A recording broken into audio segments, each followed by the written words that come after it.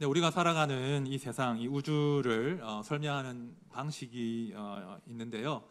현대인들을 지배하는 어떤 하나의 사상은 신을 배제한 채, 초월자를 배제한 채 이 세상을 설명하는 것입니다. 흔히 뭐 유물론이라고 할 수도 있겠고, 또 자연주의라고 부를 수도 있습니다. 이 자연주의는 하나의 어떤 문학 사조나 예술의 어떤 사조가 아니라 사상이요, 사상. 이 세상이 자연의 법에 따라서 기계적으로 움직인다. 그러니까 신의 어떤 개입이나 신의 존재를 부정하는 겁니다. 신이 없이 그저 물질만으로 이 땅이 이제 돌아가는데 법에 의해서 아주 기계적으로 움직이고 돌아간다. 가치 중립적인 법이 이 땅을 지배한다. 이렇게 믿는 것이 자연주의입니다. 아시는 대로 이제 이 자연주의, 이 자연의 법에 따라서 이 땅을 설명하려고 하면 굉장히 냉정해집니다. 법은 인정사정이 없거든요. 아주 기계적으로 법대로 자연이 움직이는 것이죠. 자, 우리가 이제 인식하지 못하지만 자연주의 그런 생각으로 이제 우리가 이 땅을 바라볼 수 있는데, 제가 시를 한 편 읽어드릴게요. 이 시를 보시고 여러분들의 반응이 내가 자연주의자인가 아닌가를 판가름할 수 있거든요. 예, 최근에 한 성도님이 시집을 선물해 주셔서 제가 좀 읽게 되었는데, 오인숙 씨가 쓴 깨어진 항아리에 꽃 한 송이 피어올랐다, 그런 시집이 있는데, 하나님은 무엇을 하고 계셨을까, 이런 시를 읽어볼게요. 미친 바람이 밤새 세상을 휩쓸어 버리겠다고 천지를 윙윙 울게 했다. 작은 아이 하나 우두둑 나뭇가지 부러지는 소리에 화들짝 놀라 이불 속을 파고들었다. 검은 장막 같은 어둠이 걷히고 그래도 언제나처럼 아침이 왔다. 밤새 떨던 아이가 의심이 가득 찬 얼굴로 아빠에게 물었다. 어젯밤에 하나님은 무엇을 하고 계셨나요? 아빠는 아이를 보듬어 안으며 대답했다. 아침을 만들고 계셨지. 이런 시입니다. 누가 봐도 크리스찬이 쓴 시 아니겠습니까? 냉정해 보이고 냉혹해 보이지만 그 자연 너머에 하나님의 보이지 않는 손이 있다. 하나님이 개입하신다. 그런 마음을 담은 시 아니겠습니까? 자, 이 시의 내용이 이거 말이 안 돼. 무슨 이런 시가 다 있어 하신다면 여러분들은 아마 자연주의자인 거예요. 매정하고 냉정하고 아주 기계적인 우주관을 가지신 분입니다. 하지만 어느 정도 동의가 돼, 그럼 다행인 거예요. 그렇죠? 이 매정한 우주, 이 법 너머에서 하나님이 계신다. 이걸 믿는 것이 이제 성도의 가치관이죠. 자, 우리 크리스천들은요, 자연 과학을 부정하지 않습니다. 우리도 자연을 지배하는 자연의 법에 대해서 존중합니다. 그래서 이제 자연과학적 발견들을 존중해요. 하지만 그 법을 누가 만드셨는가? 우리는 하나님이 만드셨다라고 고백하는 것이죠. 그리고 한 걸음 더 나아가는 거예요. 하나님이 그 법을 만드시고 그 법을 지탱하시는데 그것만 하시는 것이 아니라 때로는 그 자연의 법으로 다 설명할 수 없는 그 법을 초월하는 하나님의 초자연적인 개입이 있다. 이걸 믿는 것이 크리스천입니다. 그것이 기적이거든요. 그러니까 하나님께서 당신이 창조하신 법으로 이 땅을 통치하시나 때로는 그 법을 초월하여 기적적으로 은혜를 베푸신다. 이것이 이제 우리 믿는 사람들, 크리스천들이 갖고 있는 이 땅을 설명하는 방식입니다. 성도는 그래서 단순히 이 세상을 분석하거나 관찰하거나 이용해 먹는 사람이 아니에요. 그 자연 배후에 있는 하나님의 영광을 본단 말입니다. 그래서 크리스천들은 감사하는 거예요. 감격하는 거예요. 경이로운 거예요. 그냥 존재하는 게 아니라 그 존재하는 모든 피조물 너머에 계신 하나님을 볼 수 있기 때문에 크리스천들은 감격하면서 이 땅을 살아갈 수 있다는 것입니다. 자, 우리가 광야 같은 세상을 살아갑니다. 광야는 분명 냉정하고 메마른 곳입니다. 죽음의 위협이 늘 도사리고 있지요. 하나님의 부재를 느끼기에 아주 좋은 공간이 광야입니다. 하지만 동시에 그 광야에는 우리가 부정할 수 없는 하나님의 임재의 증거가 차고 넘친다는 거예요. 오늘 저는요, 우리가 광야를 살면서 하나님의 부재의 어떤 감정을 크게 느끼기보다는 하나님의 임재 증거들을 좀 찾아내는 사람들이 되면 좋겠다. 하나님이 여기 우리와 함께 하시는 흔적들을 좀 찾아내면서 이 땅을 살아내면 좋겠다. 그런 마음으로 오늘 말씀을 준비해 보았습니다. 자, 출애굽한 이스라엘 백성들 이제 종살이 끝났습니다. 이제 자유예요. 해방이에요. 하지만 그들을 기다리고 있는 것은 광야였습니다. 아주 가혹한 일상이 그들을 기다리고 있습니다. 그런데요, 감사한 것은 말씀을 보면 우리 하나님은 자, 알아서 이제 광야 한번 통과해봐.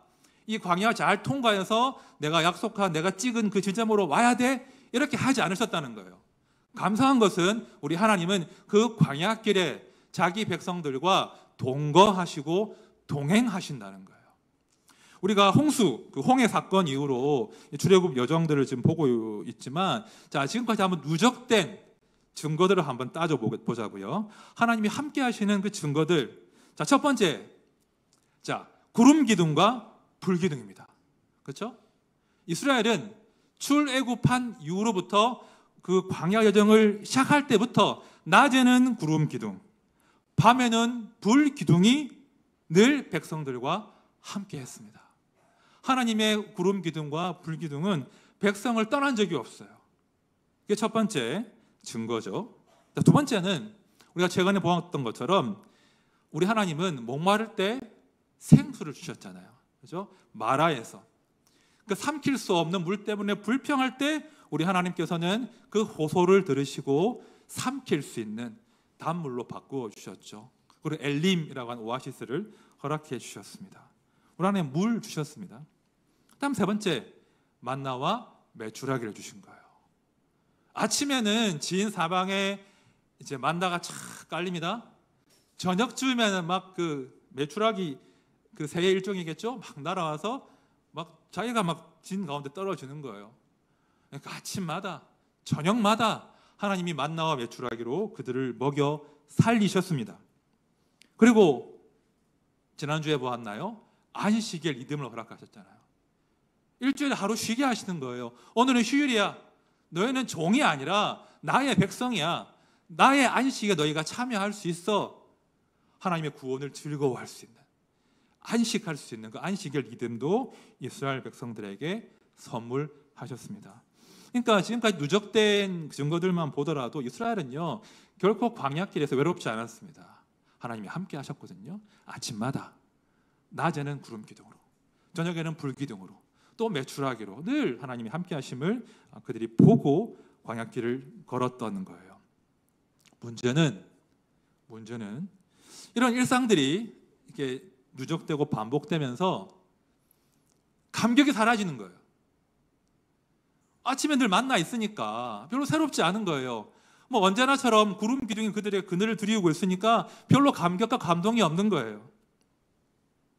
그런 상황이 지금 벌어지기 시작합니다. 우리가 이제 흔히 이제 사회생활 할 때 그런 말 많이 하잖아요. 호의가 반복되면 권리가 된다, 이런 말 많이 하잖아요. 우리 관계에서 좀 어려움을 겪을 때가 있죠. 호의를 내가 베풀었는데 나중에는 그게 호의가 아니라 권리가 되어버리는 경우가 있지 않습니까? 마찬가지라는 거예요. 하나님께서 호의를 계속 베풀어 주셨어요. 근데 그 호의가 그들의 일상이 되어버리니까 감사하지 않는 거예요. 감탄하지 않는 거예요. 감격하지 않고 그냥 당연하고 자연스러운 것으로 여기기 시작합니다. 하나님은 당연히 호의를 베풀어 주셔야 되고 우리는 그 호의를 요구할 권리가 있다. 그 호의가 중단되면 하나님께 따질 수 있다. 이런 생각들이 이제 은연중에 이스라엘 백성들 가운데 퍼진 거예요. 자, 오늘 본문 가운데 그런 일이 벌어진 겁니다.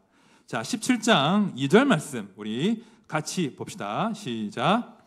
백성이 모세와 다투어 이르되 우리에게 물을 주어 마시게 하라. 모세가 그들에게 이르되 너희가 어찌하여 나와 다투느냐? 너희가 어찌하여 여호와를 시험하느냐? 자, 지금 물이 떨어집니다. 자, 지금까지는 그들이 하나님의 호의로 물을 마시고 살았습니다. 그런데 그 호의를 잠깐 거두시는 상황이 발생해요. 자, 그때 이스라엘이 어떻게 했냐면 모세와 다투었대요. 이 다투었다는 말은 그 싸울 기세로 대들었다 이런 말입니다. 막 대듭니다. 자, 4절을 보면 상황이 심각해져요. 모세가 여호와께 부르짖어 이르되 내가 이 백성에게 어떻게 하리이까? 그들이 조금 있으면 내게 돌을 던지겠나이다. 이제는 뭐 그 대들다 못해 돌을 집어든 거예요. 일단 돌을 집어들고 이제 한 사람이 치면 다 같이 치려고 막 이런 지경까지 된 겁니다.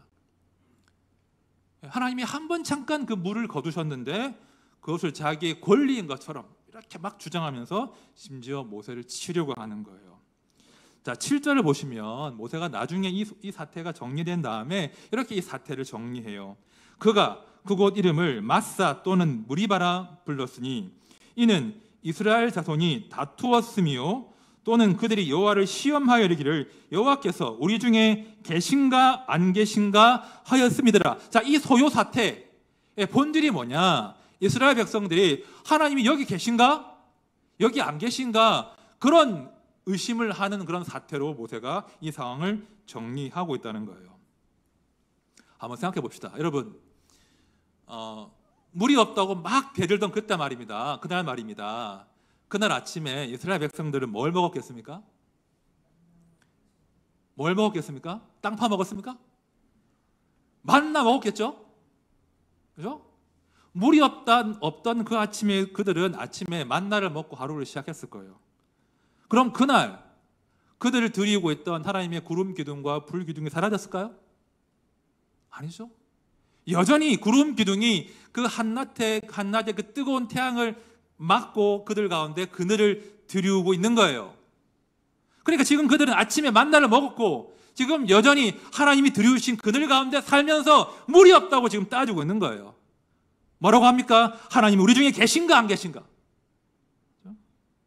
지금 분명 하나님의 호의 가운데 은혜 가운데 살고 있으면서도 물 하나 떨어지니까 그 모든 하나님의 은혜와 호의를 잊어버리는 거예요. 한순간에 부정하죠. 하나님이 안 계신 것 같아요. 자, 이 장면 말입니다. 어떠십니까? 한심하죠? 한심하잖아요. 그죠? 근데 이게 누구 모습입니까? 이게 우리 모습이라는 거예요.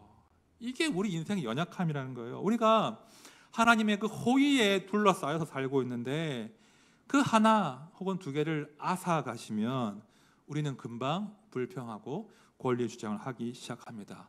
하나님 무심하시다고, 우리 중에 안 계신 것 같다고, 우리를 돌아보시지 않는다고 막 불평한다는 거예요. 우리 시대가 더 심한 것 같아요. 우리 시대가 참 권리 주장이 심한 시대 아니겠습니까? 가진 것은 당연하게 여기는 거예요. 감사가 없죠? 가진 것은 당연하게 여기고 가지지 못한 것 때문에 스스로 불행해지는 일이 얼마나 많은지 모릅니다. 오늘 우리 막내 이야기를 좀 하겠습니다. 우리 막내를 위해서 기도 많이 해주십시오.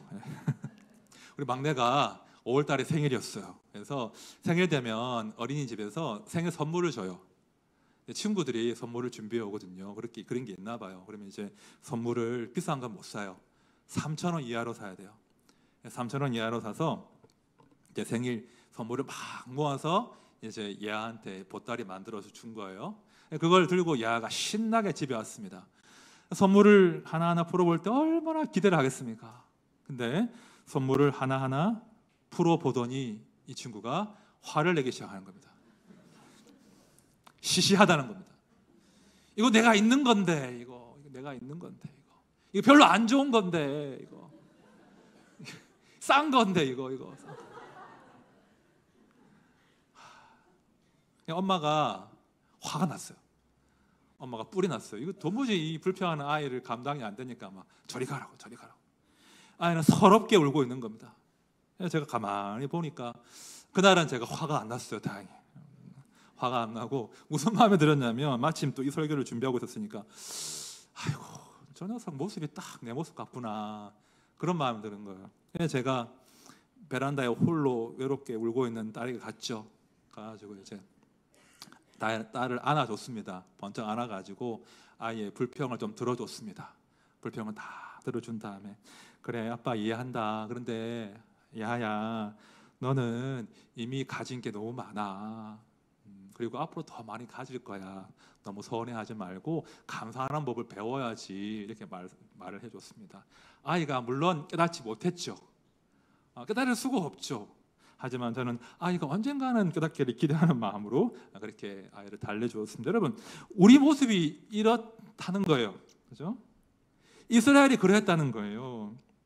하나님께서 계속 매일매일 호의를 베풀어 주셨는데 그 하나를 앗아가시니 하나님께 대들고 나는 불행하다고, 나는 버림받았다고, 하나님이 어디 있냐고 막 대들고 따지는 그런 상황입니다. 자, 그런데 말입니다. 감사한 것은 하나님께서 그들을 참으신다는 거예요. 그 입 다물어! 이렇게 안 하신다는 거예요. 얼마나 감사합니다. 입을 찰싹 때려야죠. 어디 불평해? 그렇게 하지 않으시고 그들의 호소를 들어주신다는 거예요. 자, 6절 보십시오. 내가 호렙산에 있는 그 반석 위 거기서 내 앞에 서리니 너는 그 반석을 치라. 그것에서 물이 나오리니 백성이 마시리라. 모세가 이스라엘 장로들의 목전에서 그대로 행하니라. 자, 원망하는 그들의 입술을 치지 않으셨습니다. 대신 반석을 치라고 하십니다. 그 반석에서 생수를 나게 하시고 그 생수로 마시게 하십니다. 너무나 놀라운 은혜입니다. 신약으로 넘어와서 고린도전서 10장을 보면 사도 바울이 오늘의 이 사건을 이렇게 해석하고 있습니다. 자, 고린도전서 10장 4절 말씀을 제가 세 번역으로 보겠습니다. 모두 똑같은 신령한 물을 마셨습니다. 그들은 자기들과 동행하는 신령한 바위 반석에서 물을 마신 것입니다. 그 바위 반석은 그리스도였습니다. 잘 보십시오. 우리 하나님은 원망하고 불평하는 그들을 치신 것이 아니라 반석을 칠하시고 생수를 흐르게 하셨잖아요. 그 반석이 누구십니까? 예수 그리스도라는 거예요. 우리를 치지 않으시고 반석을 치게 하셔서 반석에서 물이 나와서 마시게 하신다는 거예요. 그 예수께서 광야에서 우리와 동행했다라고 지금 바울이 이야기하고 있습니다. 얼마나 감사합니까? 우리는 다 권리 주장하기 좋아하잖아요. 불평하잖아요. 마땅히 우리가 매를 맞아야 하지만 예수께서 우리 대신 맞으십니다. 예수께서 하나님과 우리 사이에 중보자가 되어주십니다. 우리는 예수를 힘입어서 예수를 먹고 마시면서 이 땅, 이 광야를 지금 살아가고 있는 거예요. 그렇게 바울이 해석하고 있습니다. 자, 다시 본문으로 돌아와서요. 자, 이스라엘 백성들 또 이후에 보시면 알겠지만 이 불평하는 그 악순환의 패턴이 반복되거든요. 늘 호의 가운데 살지만 하나 문제가 생기면 늘 하나님을 원망해요. 자, 민수기 21장 보겠습니다. 21장 보시면 얼마나 오랫동안 이런 불평 가운데 사는지를 우리가 확인할 수 있어요. 자, 민수기 21장 4절과 5절 말씀 우리 같이 읽어보겠습니다. 시작. 백성이 호르산에서 출발하여 홍해길을 따라 에돔 땅을 우회하려 하였다가 길로 말미암아 백성의 마음이 상하니라. 백성이 하나님과 모세를 향하여 원망하되 어찌하여 우리를 애굽에서 인도해 내어 이 광야에서 죽게 하는가? 이곳에는 먹을 것도 없고 물도 없도다. 우리 마음이 이 하찮은 음식을 싫어하노라 하매. 자, 지금은요 광야 40년 끝나가는 시점이에요. 불평하고 있죠. 권리 주장을 해요. 뭐라고 합니까? 먹을 것도 없고 물도 없대요. 이거 진실입니까? 40년 동안 먹었잖아요. 마셨잖아요. 근데 지금 당장 물 떨어지니까 지난 40년의 호의를 다 잊어버린 거예요. 심지어 뭐라고 하냐면 우리 마음이 이 하찮은 음식을 싫어한대요. 이 하찮은 음식이 무엇이겠습니까? 만나를 하찮고 싫대요. 이 싫다는 말의 의미는 실증난다, 지겹다, 넌더리가 난다 이런 뜻이에요. 세상에 하나님께서 40년간 아침마다 그들을 먹이신 만나를 실증난다, 넌더리 난다, 지겹다라고 하는 겁니다. 이스라엘 백성들이요, 이 권리 주장과 불평의 악순환에 빠져 있다는 겁니다. 여러분, 이 사람들 어찌 되는지 아십니까? 어찌 될까요? 그 다음 구절이에요. 민수기 21장 6절입니다. 여호와께서 불뱀들을 백성 중에 보내어 백성을 물게 하심으로 이스라엘 백성 중에 죽은 자가 많은지라. 하나님이 그들을 죽이십니다. 그들 일부를 죽이십니다. 민수기를 보면요, 이 광야 생활 내내 하나님의 호의에 대해서 권리 주장하고 불평하던 그들의 인생을 한 단어로 정리하는데, 그게 민수기 14장 35절에 나와요. 나 여호와가 말하였거니와 모여 나를 거역하는 이 악한 회중에게 내가 반드시 이같이 행하리니 그들이 이 광야에서 소멸되어 거기서 죽으리라. 아주 무시한 말씀하십니다. 하나님의 호의를 거듭거듭 부정하고 불평하던 그들의 말로가 무엇인가? 소멸이라고 이야기한다는 겁니다. C.S. 루이스가 쓴 책 중에 천국과 지옥의 이혼이라고 하는 흥미로운 책이 있습니다. 스토리 형식의 책인데, 그 책에 보면 천국으로 갈 기회가 있음에도 불구하고 지옥에 머물겠다고 하는 한 여자 유령이 등장합니다. 그런데 이 화자가 그 여자 유령을 어떻게 묘사하냐면 불평 자체가 되어버린 영혼이라고 묘사해요. 불평하다가 또 불평하다가 영원히 불평 자체가 되어버린 여자, 그 여자가 사는 곳이 바로 지옥이다라고 C.S. 루이스가 이야기하고 있습니다. 여러분, 우리가 똑같이 이 땅을 살아갑니다. 똑같이 광야 같은 생을 살아갑니다. 누구나 목이 마릅니다. 누구나 배가 고프고 뜻대로 되지 않고 아프고 병나고 걸려 넘어지고 실패하고 억울한 일을 당할 수 있습니다.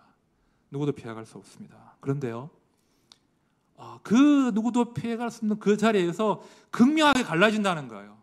누군가는 그 자리에서 불평하고 권리 주장하다가 여전히 하나님의 호의 가운데 살고 있으나 소멸될 수 있습니다. 40년간 호의 가운데 살지만 소멸되었다고요. 그러나 누군가는 그 결핍의 자리에서, 그 실패한 자리에서, 그 목마른 자리에서 오히려 감격할 수 있어요.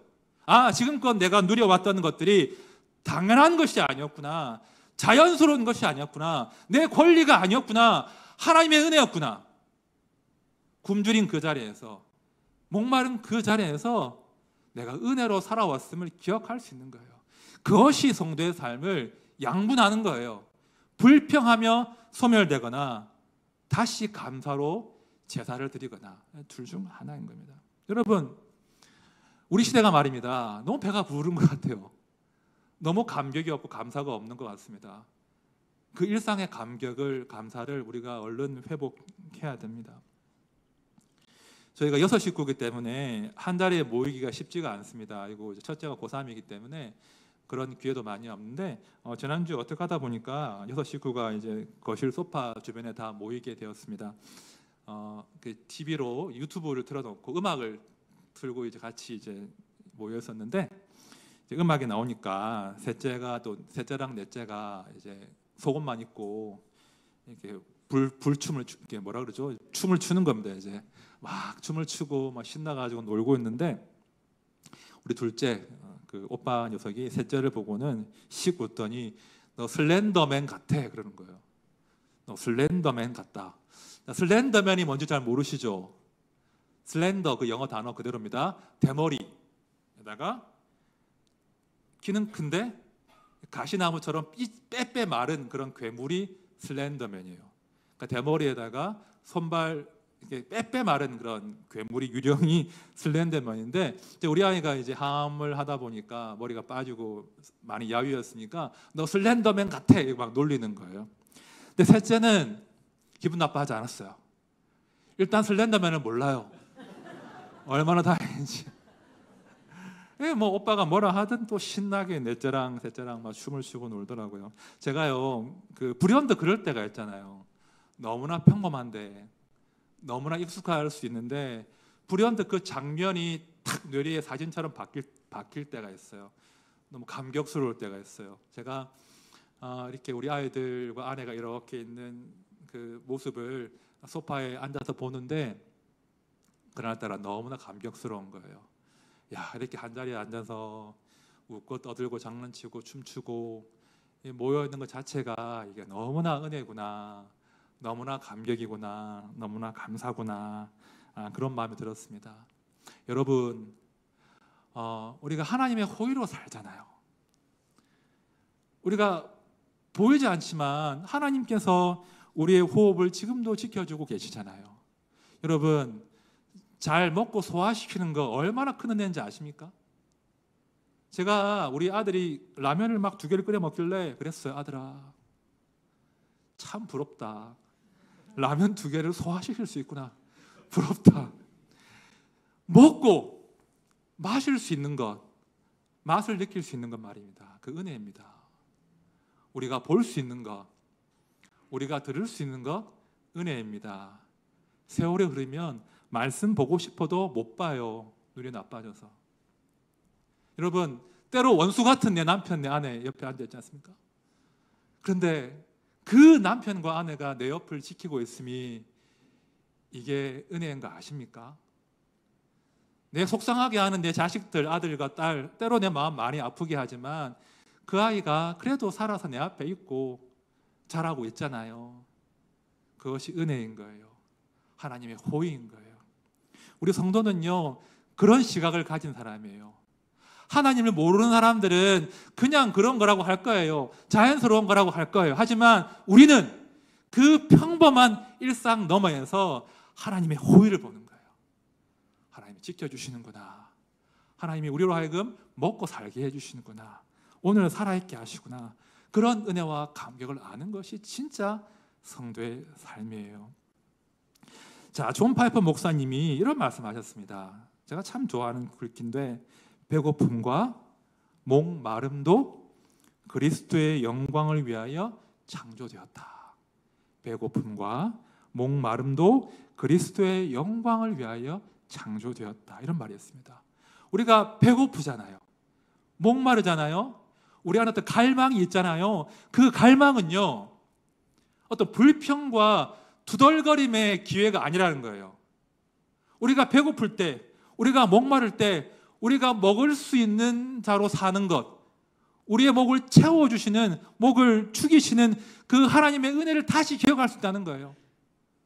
결핍되었을 때, 목마를 때 그동안 나를 먹이셨던 그 은혜를 다시 한번 상기하는 거예요. 그것이 그냥 되는 것이 아니었구나. 하나님의 은혜였구나. 당연한 것이 아니었구나. 하나님의 호의였구나. 그리고 지금 잠깐 목마르고 지금 잠깐 배고프지만 동일하게 때가 되면 하나님의 호의로 채워주시겠구나. 그런 자리가 된다는 거예요. 여러분, 성도는요, 불평과 다툼이 아니라 감사로, 감격으로 광야를 통과하는 사람이에요. 똑같은 광야지만 그 광야에서 새로운 눈을 가지고 감격하고 감사하면서 통과하는 겁니다. 이제 말씀을 정리하겠습니다. 제가 긴 생을 살지는 않았지만 돌아보면 하나님의 부재와 같은 상황들을 적잖이 경험했습니다. 저는 가난한 게 무엇인지, 배고픈 것이 무엇인지, 억울한 것이 무엇인지, 또 사랑하는 가족의 죽음이 무엇인지, 이별한다는 것이 무엇인지, 억울한 게 무엇인지 제가 조금은 제가 압니다. 그리고 제가 목회를 하면서 이렇게 보면 마치 하나님께서 계시지 않는 것 같은 그런 순간을 통과하는 분들도 제가 많이 봅니다. 어쩌면 지금 이 자리에도 그런 분들이 계시겠죠. 저는 계속 싸우는 싸움이 있습니다. 혹시 우리 하나님이 우리에게 무관심하시면 어떡하지? 혹시 하나님이 우리에게 매정하시면 어떡하지? 혹시 우리 하나님이 대책이 없는 분이면 어떡하지? 내가 다 해결해야 되나? 그런 그 막막함과 두려움과 저는 평생 싸우고 있습니다. 어떨 때는요, 차라리 그냥 하나님 안 계신다 하고 사는 게 낫겠다 하는 마음도 제가 들 때가 있습니다. 차라리 하나님 안 계시다고 하면 훨씬 더 속편하겠다, 훨씬 더 이 땅을 설명하기 쉽겠다 하는 순간도 제가 마주합니다. 저 개인적 삶도 그러했고요. 차라리 안 계신 게 낫겠다. 안 계신 게 낫겠다. 그런데요, 제가 깨달은 것이 있어요. 내가 원망하지만, 불평하지만 그 원망과 불평이 그냥 공중에 뿌려지는 게 아니라 하나님이 듣고 계신 게 너무 좋은 거예요. 내 원망과 불평을 들으시는 하나님이 계신 것이 너무나 감사한 거예요. 저는 불평해요.